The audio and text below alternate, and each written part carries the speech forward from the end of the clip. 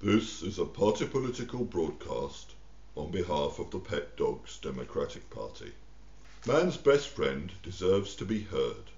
For too long, pets have been seen as the underdogs, working tirelessly for little more than a pat on the head. It is time for the country to go to the dogs, literally instead of metaphorically, for the prejudice we dogs face to be swept aside. As with the recent debates on independence, there may be things we haven't fully thought through, but reading the manifestos of the other parties, it seems to me we aren't alone. Our economic claims are no more extravagant than anyone else's. We don't have previous experience in power, but everyone has to start somewhere. Let's be honest, if someone is going to get it wrong, it's far easier to take if they then look up at you with doleful brown eyes and nuzzle your leg in apology. I want to cover three things: education, employment, and civil liberties. Education. Basic obedience is not the same as education. Many dogs have been to training schools, but all these do is teach them to obey, rather than give them the tools they need to think for themselves. We need to learn to read and write like everyone else. We need to learn to open the fridge door and how to use a can opener.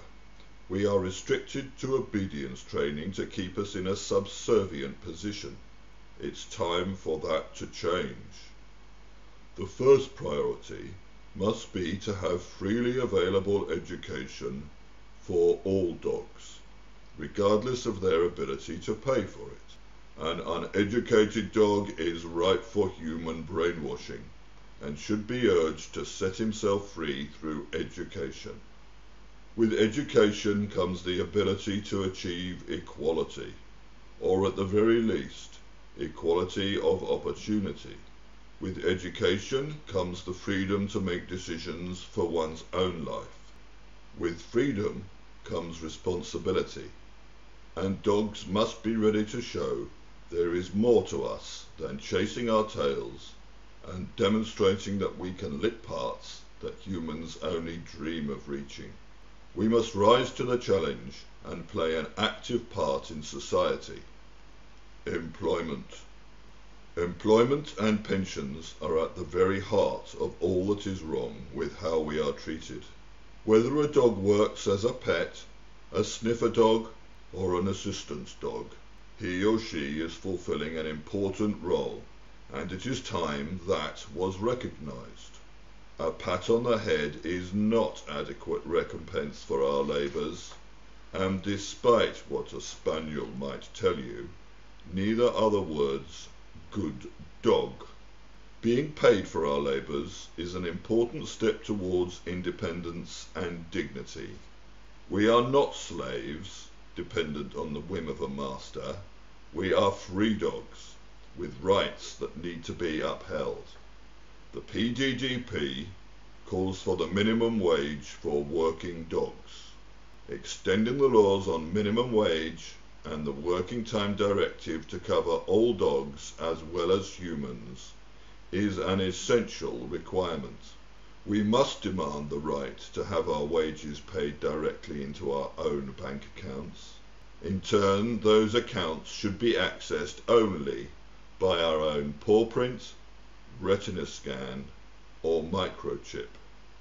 The Working Time Directive would be the same as for humans, and no dog should be forced, cajoled, or bribed with a game of fetch to sign a waiver to the contrary. It is barbaric that assistance dogs are on call 24 hours a day, even when sleeping, and receive no assigned rest periods or holidays. How can they possibly work at their optimum capability in conditions like that? It is taking "will work for food" several paw prints too far. Civil liberties. Dogs face considerable prejudice. We face inequality, injustice, and racial abuse. At the moment, we have no redress under the laws in almost any country. Now is the time for us to have equal rights with our best friends.